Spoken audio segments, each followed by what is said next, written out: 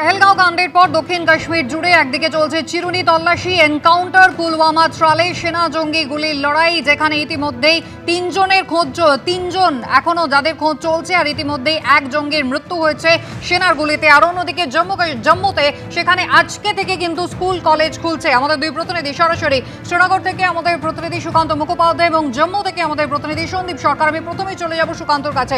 সুকান্ত, একেবারে অপারেশন কেল্লার এখনো অব্যাহত এটা বলা যায়, কারণ এর আগের দিন আমরা দেখেছিলাম তিনজন স্থানীয় যারা জানা গিয়েছিল লস্করে তৈবার সঙ্গে জড়িত, তাদের মৃত্যু হয়েছিল সেনার গুলিতে। আজকে এক জঙ্গির ইতিমধ্যেই মৃত্যু হয়েছে, আরো কতজনের খোঁজ চলছে? একেবারে দেখো, সেনা সূত্রে যেটা জানা যাচ্ছে যে ফের টার্গেট কিন্তু করা হচ্ছে দক্ষিণ কাশ্মীরকে, এবং এবারে কিন্তু দক্ষিণ কাশ্মীরের অনন্তনাগের ডিস্ট্রিক্টের মধ্যে ত্রাল এলাকাতে তার একেবারে স্পেসিফিক ইনফরমেশনের পরিপ্রেক্ষিতে সেনা এবং জম্মু কাশ্মীর পুলিশের স্পেশাল অপারেশন গ্রুপের তরফে এই অভিযান বা এই অপারেশন করা হচ্ছে, যা কিন্তু অপারেশন কেল্লারই অন্তর্গত। আমরা জানি যে ঠিক পরশু দিনকে সেদিনকে সোপিয়ানে অত্যন্ত গুরুত্বপূর্ণ এই জায়গা, যেখানে কেল্লার জঙ্গলের ভেতরে তিনজন লস্করি তৈবার জঙ্গিকে খতম করে রাষ্ট্রীয় রাইফেলস এবং জম্মু কাশ্মীর পুলিশ।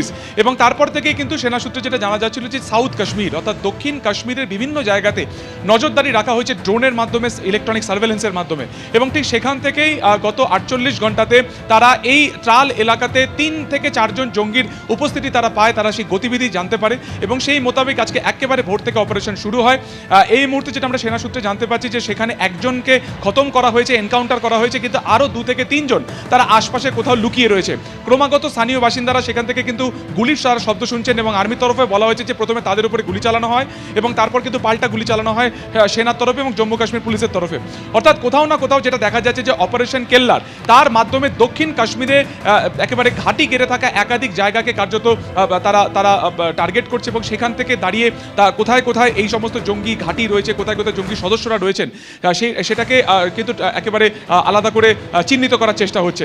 আমরা জানি যে ঠিক যেখানে দক্ষিণ কাশ্মীর রয়েছে, সেই দক্ষিণ কাশ্মীর অত্যন্ত গুরুত্বপূর্ণ ভৌগোলিক দিক থেকে, কারণ এখান থেকে 4 কিলোমিটার দূরে হচ্ছে পীরপাঞ্জাল রেঞ্জ, এবং সেখান থেকে আর 2 কিলোমিটার গেলে পাকিস্তান অকুপাইড কাশ্মীর। ফলত এটা অত্যন্ত গুরুত্বপূর্ণ এই সাউথ কাশ্মীর। ফলত আপাতত তালিকা বানানো হচ্ছে যে এই দক্ষিণ কাশ্মীরের যে জায়গাগুলো রয়েছে, পেহেলগাম, অনন্তনাগ, অবন্তিপুরা, ত্রাল বা সোপিয়ান, প্রত্যেকটা জায়গাতে এই তালিকা তৈরি করা হচ্ছে এবং স্পেসিফিক ইনফরমেশন গ্যাদার করার চেষ্টা হচ্ছে সেনার তরফে।